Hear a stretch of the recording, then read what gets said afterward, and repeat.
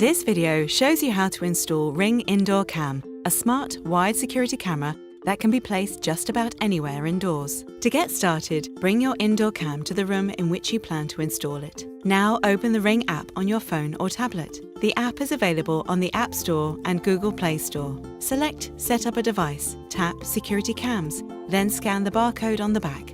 This begins the setup process in the app. When prompted, plug the power cable into your indoor cam. If you feel resistance, give the plug a little wiggle. Once it's fully seated, the housing of the plug will be slightly recessed. Then plug the power cable into a socket. If you plan to simply sit your indoor cam on a surface, just place it at your chosen location. Your indoor cam is now ready to protect you. Now let's look at how to mount your indoor cam onto a wall. First, remove the base by unscrewing it using a Phillips head screwdriver. Reattach the base to the back of your indoor cam. Make sure the up arrow on the bracket is pointing upwards.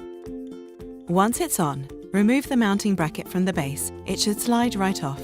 Now hold the mounting bracket against your wall with the up arrow pointing upwards and secure it to your wall with the included screws.